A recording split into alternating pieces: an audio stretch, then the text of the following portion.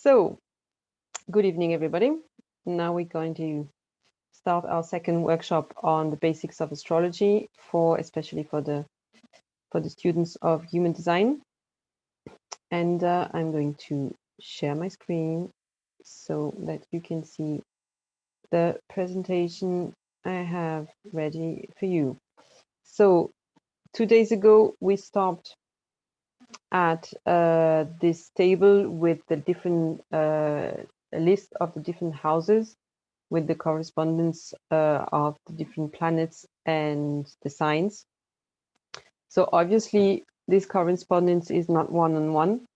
The first house doesn't correspond exactly to Mars, doesn't correspond exactly to Aries, but it's the similar kind of energy. We have fire, we have self, we have energy, we have action. So in this table we have I hope you can see my mouse. Yes, I think you can see my mouse. We have those three houses here, first, fifth, and ninth, which are fire houses with Mars, Sun, and Jupiter under the signs of Aries, Leo, and Sagittarius. We're actually going from I am to I am this to I will be, which is basically three bases of the construction of the ego. Ego in a healthy meaning, in a healthy sense, like how to construct a psyche, a personality. With the earth signs and earth houses, second, sixth, and 10th house, we're going to build things, because in earth sign we build things and we set a good foundation with everything that has to do with money, with material. Sixth house would be more about work, health, and relationship with subordinates or people we're working with. And the 10th house would be more about career, social status, professional reputation. It's written here the other parent, because one of the parent is here in house 4. In the air houses, we will have 3rd, 7th, and 11th house, with Mercury for Gemini, Venus for Libra, and Uranus for Aquarius. We're here in the realm of the mind, small mind here in Gemini, 3rd house, communication with closer people. With Libra, we're more like starting to meet the other, starting to get into relationship with the other. And with Uranus, Aquarius, 11th house, we're more in with friends and projects. And since we are in this 11th house in the second half of the zodiac, we are more like really involved with the collective and with the community. And then we have the water houses, 4th, 8th, and 12th. The 4th being the house of Cancer and the moon, 8th being for Pluto and Scorpio, and the 12th for Neptune in Pisces. So water houses would be always marked by the water element, by emotions, by inner world. Very basic in the 4th house. In the 8th house, we go more in direction of meeting the other, of merging with the other, of transforming with the other. That's why it's the house of sexuality. Could be also the house of death, because Scorpio has this strong idea of death and renewal, since it's that part of the year as well, the season of the year as well, when nature is like slowly dying, at least on the outside, to go more inside and going towards renewal as well. And in the 12th house, we reach the end of the cycle with Pisces under the sign of Neptune as well. And we're more like in isolation, interiority, secret places as well. It's when people have a lot of placement in 11th or in 12th house, like maybe Sun in the 12th house, sometimes, and I had a client like that just yesterday. There are people working in places like hospitals, prison, like places that are a little bit hidden from the rest of the world. It's also the house of the unconscious, subconscious. So good house to have placements for people working with others, like in psychoanalysis and all this psycho work, shamanism, doing things with the subconscious and everything. So that was our little summary of the houses. What I wanted to tell you as well is to give you a little example of how I proceed to analyze a chart. The way I see it and the way I was taught to look at it was like the planets are the actors and would be like a name. The houses would be like the act, what is done, like a verb. And the sign would be like the decor, like the surrounding, the adverb or the adjective of the way things are being done. So to give you an example, my sun is in Aquarius house 3. So the general tendency of my outward personality, I am, my sun, is to communicate and live my intellectual life, 3rd house, in an innovative, intuitive way, turned towards the future and made in an unconventional way, which is Aquarius. So here we have the sun, which is I am. What am I? What is the general tendency of what I show to the world? My sun is to communicate and live my intellectual life, 3rd house, in an innovative way, in an Aquarius way. That's my sun in 3rd house in Aquarius. Another example would be my moon. My moon is in house 9 in Leo. So my inner world, the way I feel, my emotions, my deeper needs, moon, are to learn and to widen my consciousness, my awareness, house 9, by putting my experience at the center of this process and by placing myself in front of the others, under the gaze of the others, like on the stage, and maybe also using artistic way of expressing myself, which would be Leo. So my deeper needs, moon, my feelings, moon, are to open up and learn things, house 9, in an artistic way and getting on stage, which would be Leo, which is typically what I'm doing now with this workshop. So it's wonderful. So this just to give you an example of the way I proceed to analyze a chart. Another way of doing it could be to look at the houses one after the other. House 1, what is the rising sign? What is the ascendant? Is there any planet on the ascendant in house 1? What's happening in house 1? How does this person start in life, with what element? And then going to the second house. Sorry, didn't have the house here. And going to the second house, which would be more the question: what do I have? What values do I have getting into this world, and etc. So going through the houses one after the other would be a way to look at the chart. The way I did it with the sun, moon, and rising sign is also another way, and then looking at the different planets. I want to do another workshop on how to read a chart anyway, and different methods that can be used. Obviously, mine could be used, but anybody could just come up with their own method.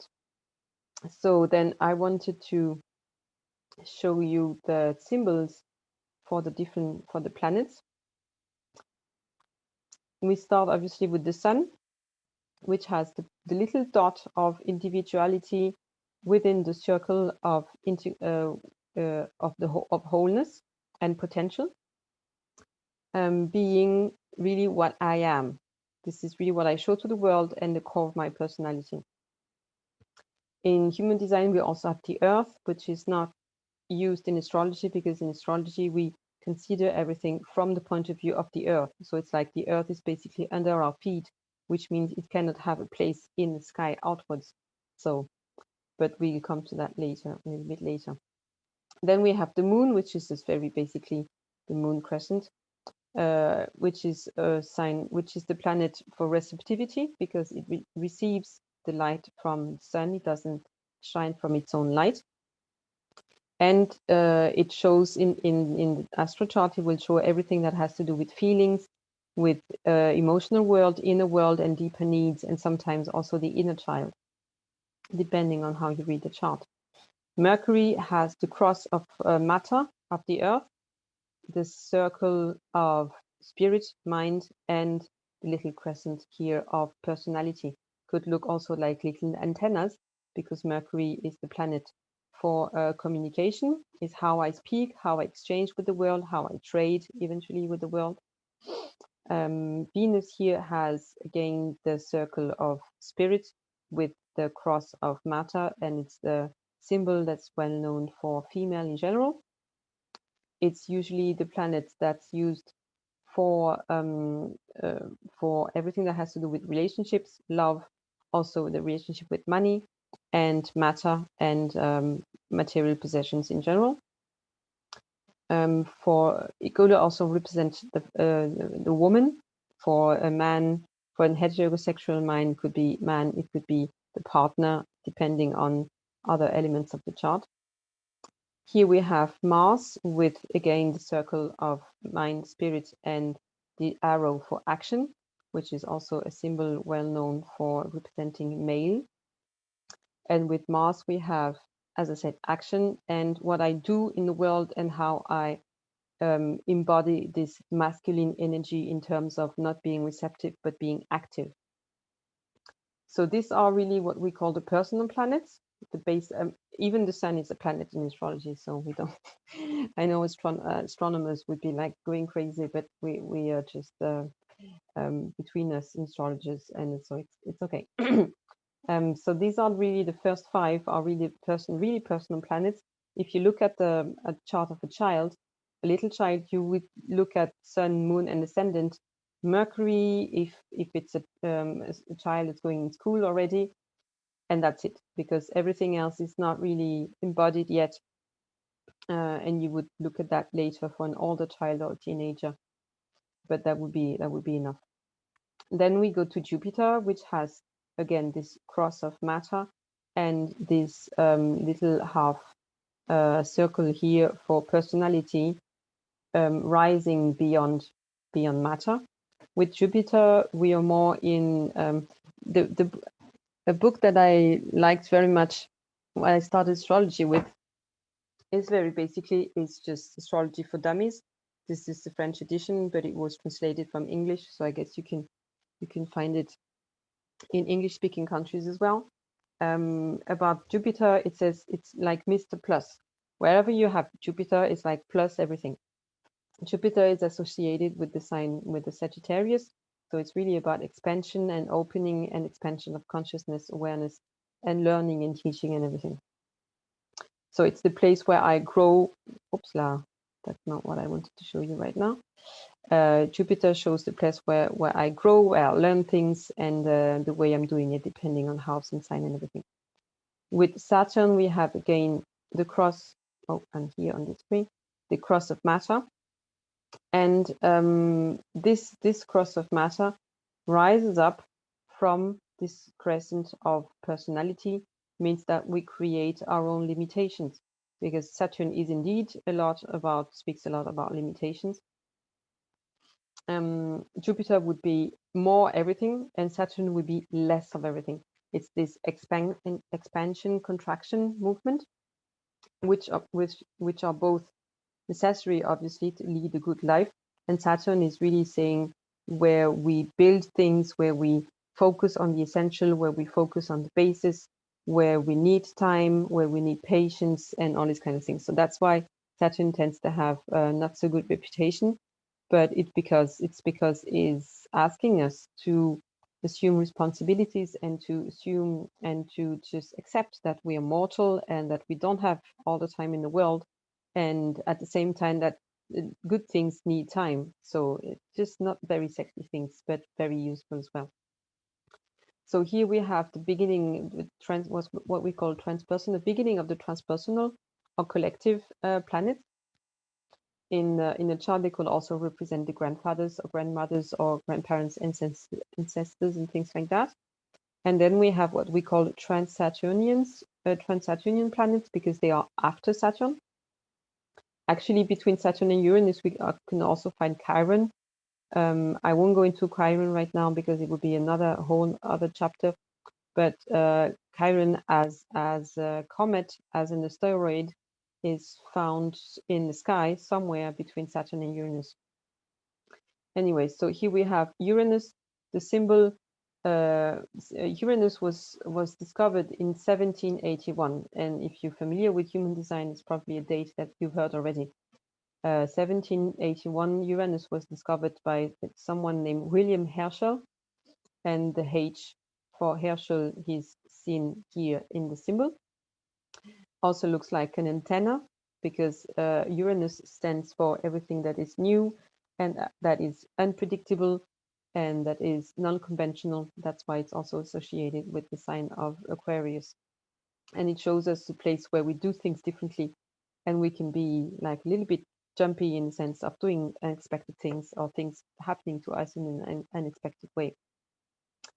Then we have Neptune, which has this trident of the god Neptune from the Greek mythology or Latin Roman mythology, the god of the sea, associated with Pisces, telling us a place where maybe we are a little bit deluded, and maybe if we develop our spirituality, the place where we can live out that spirituality on which mode, especially in which house, because Uranus, Neptune, and Pluto are going around this zodiac this very, very, very slowly. So for each generation, they would have a same Uranus, Neptune, and Pluto placement in sign. Like everybody born within a range of, say, 20 years, I don't know exactly the figures, but would have Uranus in the same sign, because it just moves so slowly. So Uranus, Neptune, and Pluto in signs are not so relevant. It's more important to look at them in the houses, and also obviously in connection with the other planets.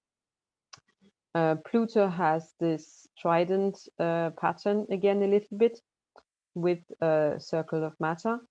Pluto represents power, the underworld as well, how we face death, how we face that cycle of life, death, and life again, and thus also how we relate with transformation and going into the shadow and facing the shadows of others, and also power and sometimes manipulation and all these kind of things.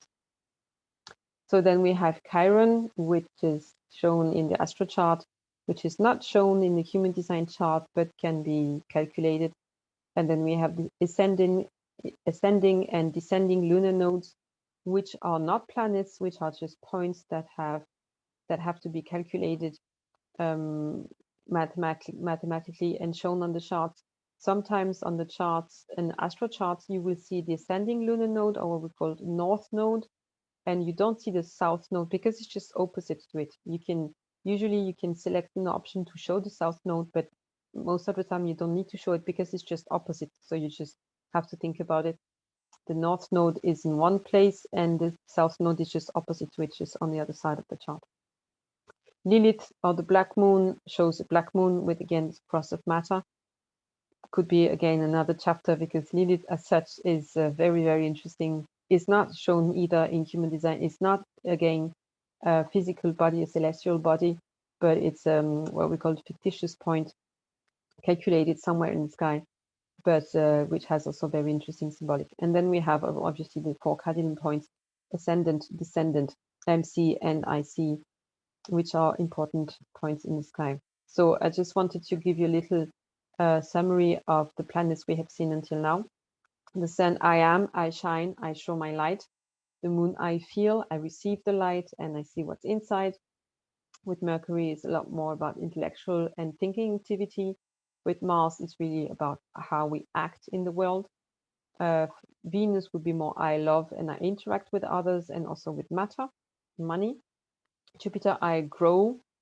Saturn, I achieve, I take time, I build a strong basis for everything I'm doing. Uranus, I evolve, I change, I go towards the future. Neptune, I dream, all this illusion, all this inner world, music, dreamery, whatever. And with Pluto, it's a lot about power and empowering ourselves and empowering others. What I wanted to say also is in psychological astrology, we can see in the women's, so obviously not obviously, but astrology is a lot more gendered than human design is, which is just the way it is. I really enjoy looking at the human design chart because it's not gendered at all. But on the other hand, it can be useful also to have a gendered look at an astrology chart. For usually we start from the perspective of heterosexual people, which obviously can be adjusted different depending on whatever condition we have with the people we are looking the charts of. Usually in the chart of a woman, the way she relates to men could be indicated by the position placements of the sun and of Mars. And for men, the position of Venus and Moon for mother and lover. The Moon has a strong mother archetype, and Venus is more like the partner, the lover. So here we have a little summary table with the different signs, different symbols of the signs, and what we call the master, means the planet that's ruling that sign, which is also something you can use in the reading of the chart, but I won't get into too much detail here. And the house correspondence. So the symbol for the planets and the house correspondence. So this just as a little summary. And as I said, the whole presentation will be available on my website as a PDF, so you can download it also and have all these charts. So in human design, I wanted to show you the way we look at the different planets. This is something I haven't got into into a lot of detail yet in human design, but this is obviously something very interesting. The sun will be for vitality, power, will, the ego, and the leadership. And then we see the earth that's appearing here, that's not shown in the astro chart, standing for fertility, evolution, design, and the root. The earth is where we're coming from, or like our basis in life. The moon, we show again feelings, instincts, and change, and the body. Really, it's a lot about matter, and since it's a lot about also inner child and where our deep needs, it's also physical needs. North node and south node, where we're going and where we came from. Mercury, again, about mind, communication, awareness. Venus is also a lot about art, aesthetics, and values and relationships, like in astrology. Mars about energy, power, desire, assertion, aggression. Jupiter would be more about expansion, opportunity, and material matters. Saturn being a lot about limitation, because we need some limitation, otherwise the energy is just wasted. We need limitation, restraint, discipline, and focus, and sometimes we need pain to learn.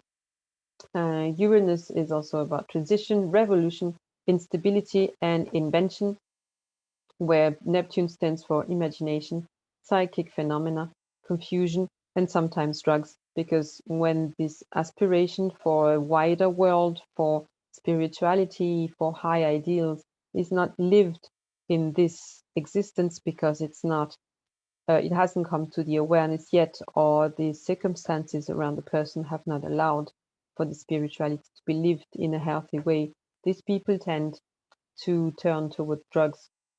And this is something I have seen in many charts. When we have strong Neptune placement, we have either people who are sometimes lost in space of some kind of spooky mumbo jumbo spirituality, and or lost in addictions. And obviously this is also something that can be reversed, and that could be transcended and lived in a different way, but sometimes you just have to face the facts. And Pluto speaks about regeneration, compulsion, renewal, and all the unconscious, because Pluto in the Roman mythology is the god of the underworld. So what I wanted to do as well, so this is in French basically, but the symbols are pretty clear. I wanted to see on the human design chart which gate belonged to which sign. I was angry one day and I just needed to do something constructive. So I took a blank chart. I took a very basic graphic software on my computer and did those little 12 charts. So for some of the signs, it's not that obvious. Maybe, I mean, pretty obvious that Aries has 2 gates in the sacral and 2 gates in the ego center. Very significant, I think, is the fact that almost all gates of Taurus are in the individual circuit, which I found very relevant. Which is I'm not learning this by heart, but for me, it's just to see the correspondence. The way I see it is that astrology is one system and human design is one system. Human design is based on astrology, but it also based on, as you know, chakras and the Kabbalah and the I Ching and everything. So it's a lot more complex. There is no one-on-one correspondence between the astro chart and human design chart. We cannot say that maybe say manifestors have a bigger tendency to have this and that as an ascendant, for example. It's not. I mean, it's not corresponding like that. But there are things that obviously match both systems and that are interesting to look at. Gemini has most of its gates in the throat because this is a place for communication, manifestation. Cancer is not so obvious what it's saying to us. Leo either. I mean, Leo is the same. It's not so obvious, except this channel here, 31st 7, which is a channel of leadership, the channel of the Alpha. For Leo, it's just perfect. Virgo has whole channels, especially here, this channel from gate 46, which is love of the body. Virgo being a very earth sign and speaking a lot about matter and healing. And here the second half, Libra has almost all its gates in the spleen, which is also very interesting because Libra is about who is the other. And this question, who is the other, is the question of our immune system. The immune system says, what is that? Is that mine or is that the other? And if it's the other, is it an enemy? Is it dangerous? Do I need to fight it? That's the basic, the basic of how our human immune system works. So I find it interesting that most of the spleen gates are actually belong to Libra. Scorpio has 3 gates in the individual circuit as well, and spleen as well. Sagittarius has a lot in the sacral, a lot of fire, a lot of energy. Capricorn obviously has 3.5 gates in the root because Capricorn stands for basis. And then we reach Aquarius and Pisces, and here we are between root and solar plexus, and especially with Pisces in the solar plexus, which is interesting because this is the emotional center. Pisces is a water sign. Water signs stand for emotions.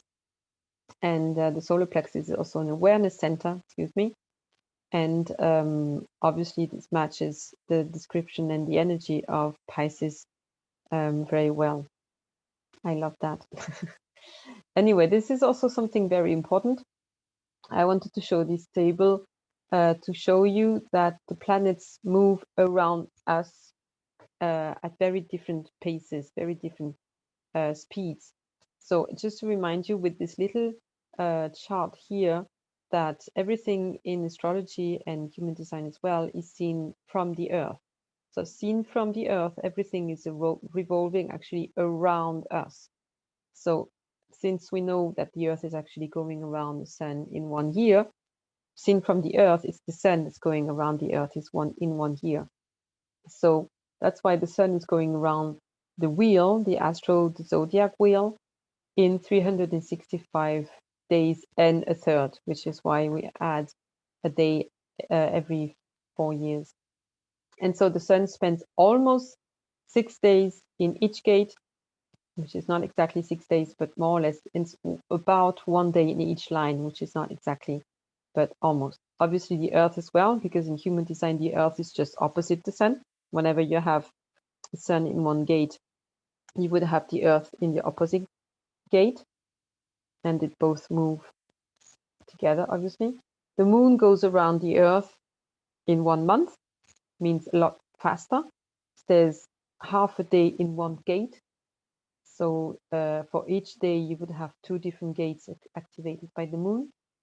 And then from the North Node onward, we have a lot of very different rhythms as well. North node is 18 years, south node 8. I mean, obviously, because it's the same point, just again facing each other. Mercury, 88 days. Venus, 224 days, etc. I mean, you see that all these, the further we go away from the Earth, the slower it gets moving around the wheel. The slowest being Pluto, going around 247 years and staying in a single gate for more than 3 years, which is why when you have a Pluto activation doing something on your chart, don't wonder it's going to last a long time, so you better get used to it. Whereas if you look at the moon activation on one given day, one given time, it's going to be over within a few hours. So obviously this is something you need to keep in mind. I mean, you don't have to learn all these figures by heart, but just maybe what you can do is learn the order of the planets if you haven't done that from school already. And just remember that the further away we go from the Earth, the slower it gets. And then we have the retrograde phases, because starting from Mercury, all these planets have retrograde phases. Retrograde means that seen from the Earth, those planets seem to go back, which they don't actually, obviously, because they just go around and around and around. But since they're going around in an elliptic way, sometimes at some point of their course, they look like going backwards, seen from the Earth. So they have different durations of these retrograde phases, which are usually phases to look, which we can use to look inward and to sometimes look up old paperwork and just solve old problems that have been pending for a long time and things like that. So obviously, since these planets are slower and slower once we go further from the Earth, those retrograde phases will be also a lot longer. So for 3 weeks for Mercury until 5 months for Pluto. So I don't know exactly where we are right now, but Saturn, Uranus, I mean, a lot of these planets, even Mars was retrograde until not so long ago. So this is something also you can find if you use ephemerides, if you use the placements of the planets in human design as well, if you want to look at the transits. So this is how you look at transits in the astro chart, depending on the app you're using, or depending, the one I'm using here is Aquarius 2 Go. It's called Aquarius 2 Go, 2 as a number and Go. I like it, but obviously there are other possibilities you can find as apps or website. Is also, you can also do a chart on astro.com and other websites like that. So you would have the natal chart here inside the wheel. That's my natal chart. And outside the wheel, you would have the current transits. So what placements are the planets at any given moment? And then you look at what planets are like touching or influencing which part of your chart. Obviously, I mean, the way I do it is, and the way I was taught to do it is start looking after Jupiter, Saturn, Uranus, Neptune, and Pluto, because everything before that is really fast. So especially the moon stays for like 2.5 days in each sign, so it moves very quickly, and it's not always very significant because it's so fast and you don't really notice. I mean, for reflectors, we know for reflectors it's different, because reflectors are very sensitive to the moon, and some people without being reflectors are also very sensitive to the moon. But if you look at transits, the moon is not always the most significant, the faster planets in any case. Anyway, so that will be in the Human Design app. That would be what you can look at if you just choose the option current transits, which is a free option, which is in the basic version of the app, showing where all the planets are at any given moment. I just used that the day I was preparing that workshop, November 10th. And on November 10th, 2020, 1:30 in the afternoon, the planets were all in these gates and centers, each gate and line and everything. And then you can also buy the option for the transit applied to your chart. For us in Europe, it's about like between 6 and 8 euros or something. So if you want to buy the option, once you buy it, you have it. It's not a yearly subscription or something. So this is something you can do if you're interested in studying transits. This is basically the same chart, but applied to my chart. So in blue, we have here the activation of my normal everyday natal chart. And in green, we have the activations of said day, set dates, and then we see if it makes any difference.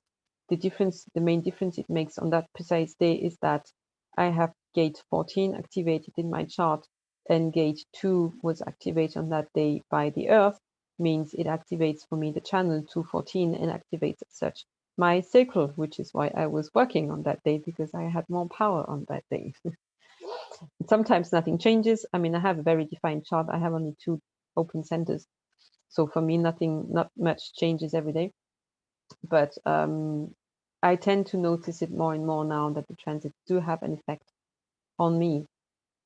So we've come now to the synthesis between human design and astrology. We see that we have here the astrological disc and the astrological wheel with the different signs, starting here as usual with Aries at 9 o'clock, okay, with the 64 hexagram of the 64 hexagrams of the I Ching, with the symbol of the hexagrams with the lines, which helps us find sometimes if you say I have my sun in Aries, in the astral wheel, it would be somewhere like that. That's why it activates my gate 21. That's why it's correct to say my sun in gate 21 and not my gate 21 in my sun, which doesn't make any sense because the gate doesn't move. It's the sun that moves around. So it's the sun that activates the gate one after the other, the moon that activates the gate one after the other, Mercury, etc., etc. So this is a good picture to see how it works. So if we pull up an astro chart without the houses, which is an option I have in my app, this Aquarius to Go app, it shows my astral wheel without the houses, without the ascendant, and thus starting here, as we said, with the convention starting on Aries, and the human design mandala starting also with Aquarius. We see the different activations. The black activations are the conscious activations, and red are design activations, which are not shown on the astral wheel, which is a reason why some people say astrology doesn't make any sense to me since I've discovered human design, because it doesn't show the design side and thus it doesn't show the body side, which is an argument. I find that astrology has the houses system, which human design doesn't have, which is also a precious source of information. Anyway, now when I'm working with clients, I really use both, because really both give me information about the person, and in any case, they tell the same story of the same person, and just tell the same story using different words and different concepts. It's just up to me to translate that. So we see here my sun in Aquarius, and we see here my sun in Aquarius, gate 49. We see, what do we see? My moon here in Leo, end of Leo, last part of Leo. We see here my moon and Earth in gate 4 in Leo. So, and obviously the red activations are not shown here, as well as the aspects are not shown, are not used in human design, which is also a difference. It's not better or whatever, it's just giving different information. So this is just a very just my human design charts as you know them. As you know, human design charts. So we have the representation here of the body graph with the lists of the planets in black, the personality sign planet in red, the design side planet. Sometimes, like in human design app, they are shown just together one list. This I added the variables and the cross of incarnation. I added myself on the picture. It's not shown in the map. It's shown in the details of the map, so you still have access to it. This is something you know already. So we've come now to the end of the presentation. If you want to do a little donation, you can send money by PayPal just remember to tick the box sending money to a friend, because if you tick the box paying for some services, commercial services, there's going to be a fee that's going to be taken by PayPal to finance, so to speak, the transaction. Whereas if you use sending money to a friend, you're going to pay whatever you pay, and I receive the exact amount that you will send. And if you want to do a bank transfer, I can also give you my bank details on request. So I'm going to close the recording now, and we can have a look at your questions. And also, if you want to put questions in the YouTube, on the YouTube video, I can see them and answer them whenever I see them. So I just stop the share screening. Thank you for watching, and yeah, see you later.